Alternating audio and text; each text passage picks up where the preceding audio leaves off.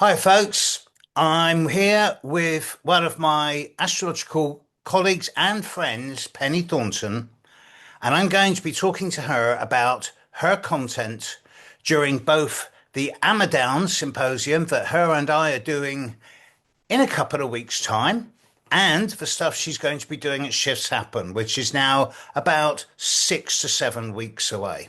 So, Penny, thank you very much for agreeing to do this. Hello, nice to see you again, as Hi, always. Steve. Oh, so looking forward to Amadown. My goodness, 2 weeks. Yeah, scary, Yes, scary. But all of a sudden, it's like, oh, we're doing it in 2 weeks' time. Ah, exactly. so you're doing a number of different bits and pieces over Ramadan. The first thing you're doing is something that's always fascinated me, but it's something I've always liked the idea of and practiced, but never been that good at electional astrology. So you know, could you sort of nutshell what is electional astrology? What is it? It's about choosing the moment for something. And it's got a very long history. And we go back to Mesopotamia and actually the founding of Baghdad, which was a whole bunch of astrologers, like a committee, who decided when to put in the foundation stones to make a city that would, be prosperous and be a hub for all sorts of things, merchandising, knowledge, everything. And they did a pretty good job because obviously we still have Baghdad. Um, but it's the more modern, and well, really, it's quite a trail to there because the idea of choosing your moment, I'm going to get the horoscope that will benefit this event, um, this whatever it is, to the maximum. I want to get the best arrangement I can. I And yeah, sorry, I didn't mean to interrupt you. Carry on. no, do what were you going to say? I seem to remember that the cornerstone of the Capitol building in America, which was laid by either Washington or Jefferson, was put in place at a specific moment according to the astrology at the time. Is that an Very example of interesting. this? Yeah, very interesting. I might use that too because they're all interesting. The moment you do something, and I think as we got more towards the Renaissance and medieval times, it became quite a magical tool. So if you were going to do a ritual, you were going to try to alter something, turn metal into gold, then you wanted to have the right astrological gods with you. So, as I said, it's got a very ancient history. Although nowadays, most astrologers are asked questions like, when is the best time to get married? When is the best time to start my business? Those kind of very not practical issues, but things that you are investing a lot of hope in. And I, yeah, I'm going to be looking at the charts of Ronald Reagan because his astrologer, Joan Quigley, really did work very closely with the Reagans. And I think it's very interesting that she set one of the charts. And this was the all important debate between Jimmy Carter and Ronald Reagan. And Reagan wasn't doing well at that point in the polls. It looked like it was all going Jimmy Carter's way. So, what Joan Quigley decided to do was to pick a time and date for this debate, but one that would disadvantage Carter rather than advantage Reagan. It was to disadvantage Carter and to play upon his weaknesses. And I find that endlessly fascinating. And of course, that leads us right up to the present day with, the wedding of Charles and Diana, which was very definitely organized by a great astrological mind, and the coronation of King Charles, which to my mind wasn't. But anyway, True. I mean, I've used electional in my own way to launch websites for people, for example. yes, absolutely. And that when you talk about Joan Quigley there and looking to disadvantage Carter, that does bring in the thorny question of ethics. Oh, huge. And in fact, ethics sort of come in a lot to both Amadown and its talks, as well as Shift Happens. You know, Mm, what are the ethics around this? Um, so I'm not going to comment on that right now. I'll no. save it. Yeah, we'll save it. Yeah. Yeah. So the second workshop you're going to be doing is around now. This is something where I just don't step into the horoscope as a mandala, as a tool for meditation, contemplation. You're going to, I'm not going to interrupt on this one because this is something I just don't do. I don't even really fully understand it. So explain to me. Well, you probably do it. You just don't call it this fancy name. Um, and it's really the sense of when we look at this circle with all the planets contained in it, and there's a pattern there that, in the same as a mandala, it aims to sort of reveal great truths. That's in essence what a horoscope does. And so by allowing your mind and your eyes to sort of focus on the content of that circle. How does the circle reach out to you? Where are your eyes drawn? What is it that is speaking to you from this circle with all these little hieroglyphs in it? And what is so fascinating about this idea of where does your eye take you? What is it that you're looking at in the horoscope? Is that sometimes that'll be obvious. You know, you've got a certain pattern, you've got a very strong angular, you know, planets on the angles, and they just take you there right away. That's what the focus is. That's what the narrative is largely about. But it can change. And I've had a lot of experiences over the years with charts of people that I've worked with for years, is that sometimes years later, I'll home in on something I've never, well, I probably will have seen it before, but it wasn't the right time to discuss it. And it's the combination. I think we get, especially when we start astrology, with so much to learn, and we get so caught up in what's the ascending sign, what's the ruling planet, where's the sun, where's the moon, which houses of this, what, and suddenly you've got all this information, and trying to interpret a natal chart is hard work. Whatever you're interpreting that chart for, whether it's a person, whether it's an event, whatever it may be. So this is a way of deploying your intuition, because that's your great tool.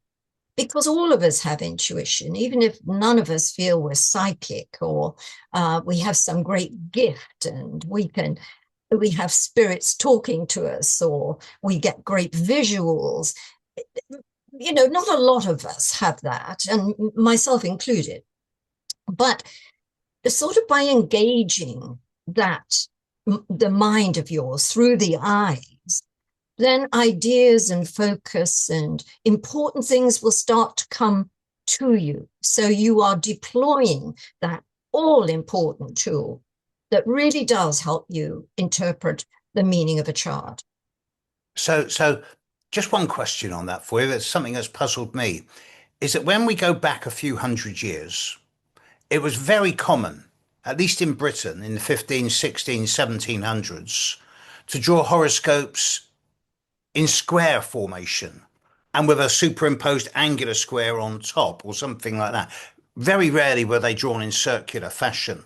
But in modern day, it's all circles. And I wonder if that is something that's more attractive when looking at the horoscope as a mandala, having it in a circle. Yeah, I mean, you could use I mean, a mandala will work, whatever it is, even in Mm. square boxes, it can still be a mandala.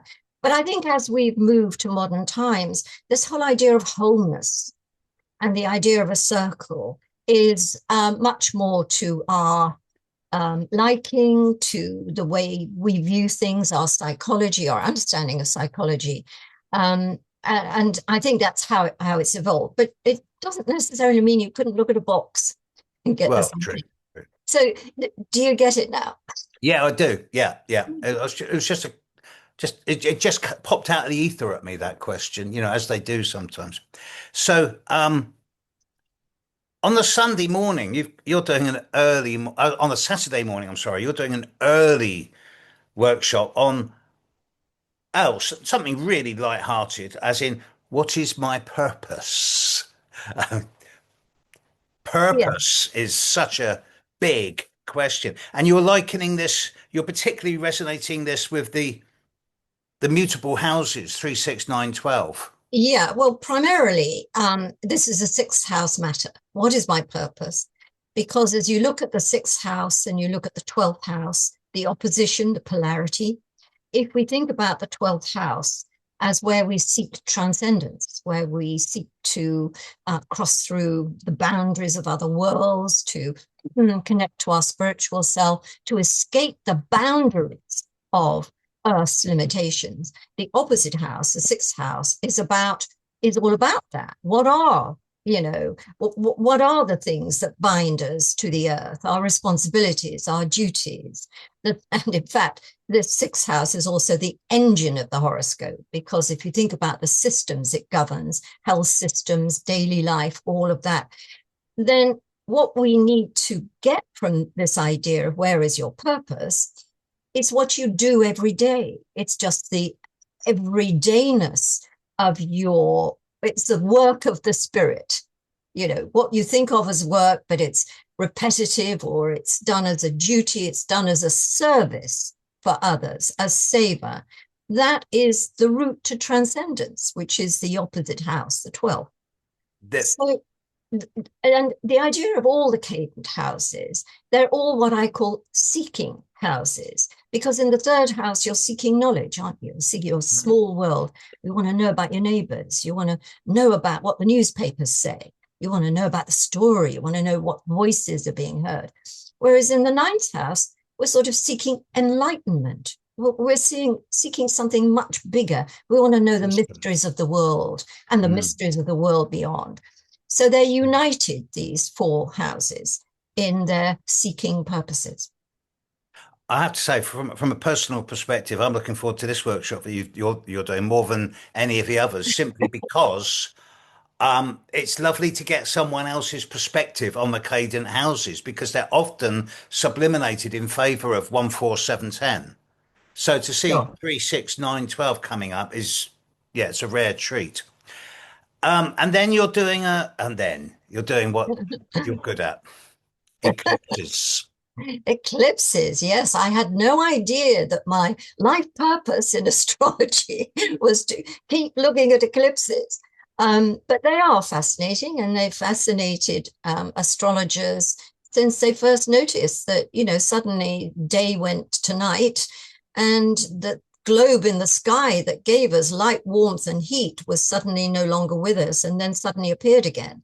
So there was always this shock and awe about eclipses. And once the Babylonians got their head around the maths and started figuring out these great, enormous Sirius cycles, and Mm. started to look at at why it was all happening. And they have continued through the ages, through the thousands of years, really, the millennia, to portend some very important events. And of course, if you're born on an eclipse, then you've got a pretty powerful destiny. And I will be talking about that not only slightly at Amadown, but most definitely as shifts happen. Mm. I'm going to be Mm. looking at that. And also in the evenings at Amadown, you and I are going to be, well, to use a word you've already used, we're going to be having a dialogue with the audience. So I see it as it's not just us talking, it's listening to their questions and having a discussion with an integrated group rather than lecturing to an audience. So that's something I'm really looking forward to as well. That's something we've not done before. Yes, So I think that'll be very nice. And yes, and of course Sue Brain is going to be there on the Friday night, as she was wonderful. last year, interviewing us both. So yeah, this is a pretty big program. It Um, is a big program. I noticed you're tackling big subjects too. And I think the time has come for all of that. I mean, there's a lot of change going on within astrology itself in different parts of the world, in different schools of astrology, with different astrologers. And that does seem to be a wave that's going on. And I think personally that wave that happened There was probably one in the 30s and 40s, but the wave I was part of initially was in the 70s. You know, you get a huge wave, some very important astrologers coming into high profile, and that was a huge wave. And now we've got another one, Mm. which I think is it's very timely. Mm. You Oh, know, obviously. certainly. Mm. Yes, I didn't. It was one of those moments where I was thinking, well, what am I going to talk on at Amadan? And I suddenly, like within 10 minutes, I come up with the idea of doing midheaven IC axis because there's so much misunderstood on that. And also this stuff around Culpeper because Culpeper has never really gone out of vogue. No, in fact, I use Culpeper in my book, The Zodiac Cooks. I mean, that's Yes. how I built up my recipes, thanks to Thomas. So, briefly, just briefly, moving on from Amadan, when you come to shifts, you're doing something on what you've got, the subject matter. The title is The Black Beast. Yes, it is. This Well, talks to me of the Black Dog days. yes, but really it's a translation of La Bête Noire. So we Yes. all have our bête noire, our black beast that we don't, you know, that we find difficult or we want to avoid or, you know, something that we don't deal with very well. And I think that goes really for prediction and you know, how we tackle prediction is the thing we don't want to do because we're making a statement about the future. Oh, Mm, yes. Well, it's like you're either going to be right or you're wrong, aren't you? mm. And whether you look at that in terms of um, individuals, your clients who rely on you for your advice, and or whether you're also the sort of things I do in my weekly Friday Bites and my books sometimes, or whatever I'm doing, then I'm looking forward in time and assessing how I think the what the alignments may mean. What am I gleaning from those? What's my rationale behind them? Well, that's something that's going to be really interesting because I have a great deal of astrological experience. I'm now entering my 49th year of doing readings. You outshine me by a good almost a decade. So, you know, you have more experience than I do in this, and that's saying something. So, particularly, I'm going to be interested to hear what you have to say on this one about how the art of both prediction forecasting works with the notion of fate or free will, Yeah, well, I've got self-determination or destiny. I've got a very nutshell kind of answer to that because I think astrology explains it perfectly. I mean, the birth chart is your fate. Yes. Who you are is how your life unfolds. So that birth moment has everything in it, has all the aspects, the house positions, whatever it is. That's your fate.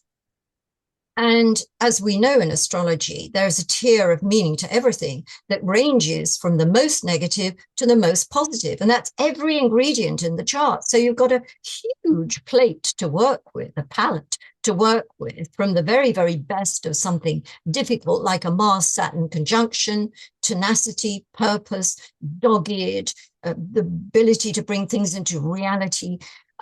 That's, you know, lots of good things to the very bad things, which are cruelty, pitilessness, Mm.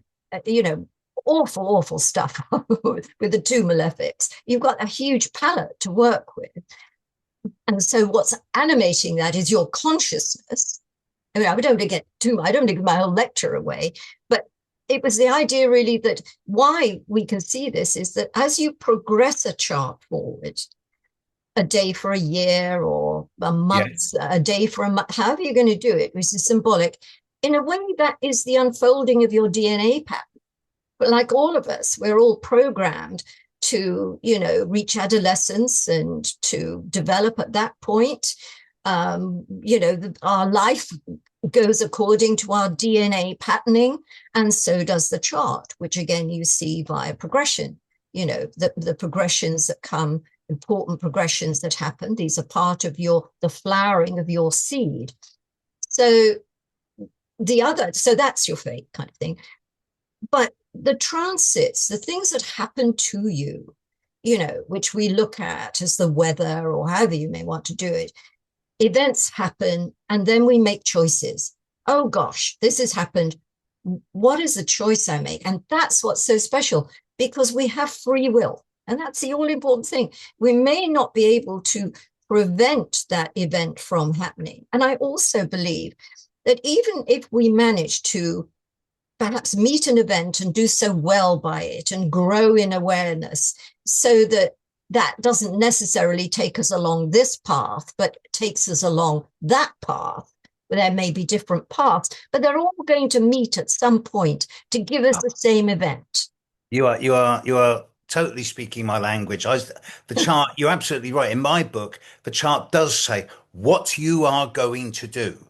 But the transits and the progressions, they give you options on how you do it. Whether you do it willingly or kicking and screaming, whether you go the hard way or the easy way. But at the end of the day, purpose is in the chart and it can be seen as destiny or fate. But the negotiation is in the way you do it or the way But it it's a is very, done. it's an incredibly, well, it's a huge picture, because you have to incorporate the idea of some kind of intelligence. Whether you call it God, whether you call it the gods, Mm, however you view something that has design. And I don't think anybody who studies astrology is going to say there's no such thing as design. It is a design. And all of us are part of that design. So I think we have to accept the idea of fate at some level, but then that all important human ability of free will, which is allied to one's consciousness, absolutely. obviously. Absolutely. And then, although I know you haven't quite got this 100% sorted yet, but also shifts. I think you're going to be following on from this and giving a more practical, hands-on demonstration by looking at Yeah, one or two specific moments in history in your second yes, book. I'm certainly going to be looking at 9/11 and all the signs for 9/11, and how one goes about making that prediction. And was in fact the talk is called "How did that work out for you?" Which is like, so That, you that, that, said that that. How rammed did in it? the room for Yeah, that one. how did you? How did it work out for you? So there are pitfalls, and I'm sort of going to be talking about that. That's my second part. So Mm. That is going to be a lot of interested comments coming from that one because, well, as I've aged, I've realized that humanity is not that intelligent, and most conspiracy theories are just what they are, theories. Most of it's just rubbish. But there are one or two events in human history that do seem to have a hand behind them. And 9/11 could be seen as one of them. So I'll be fascinated to hear your perspective on this at that time. and it's very current because, again, we've got the Arab mind behind that, which is so different from the Western mind. And it takes us right back to Mesopotamia again. It does. And, And and how, the golden age of Islam, yeah, and how, the Arab mind looks into the crevices and the corners and the Mm, cul-de-sacs around things, not always mm. the obvious. They incorporate the world of dreams and things. Yes, and the patterns that flow from those. Absolutely. Oh, So it's very interesting because this is right now exactly what's going on. I mean, against the might of the USA military, the greatest military in the world, which had practically rendered Iran to rubble. But guess what? They're still alive keep and well, going thank you on. very much, and doing some considerable damage, It's not over. not over. Will it ever be? Well, thank you. This has been great because what you've given us is a really concise breakdown on some of the things you're going to be talking about over the next 4 to 6 weeks. And this is beautiful. This is just great because it's diverse. It covers a lot of different areas within a common theme. And when the people out there consider that what you're getting is it straight from the mouth of someone who's been studying and working with astrology a very long time comparative to most of the rest of us. So thank you for giving us this. And I just I look forward to sharing the stage with you some of the times at Amadown. I'm really looking forward to Amadown this year because it's not a conference or a symposium like Shifts is. It's much more of a private, intimate thing where we're going to be interactive with the audience a lot more. Yeah, it's much more intimate, And I'm definitely. so looking forward to that. And it's just new friends and old friends will be there. Definitely. Yeah, Lovely. it's going to be great. It is. All right, Penny. Well, thank you for talking and see you there, world. Yes. See you in 2 weeks and a bit. So be there or be a cubicle angular thing. Yeah, absolutely.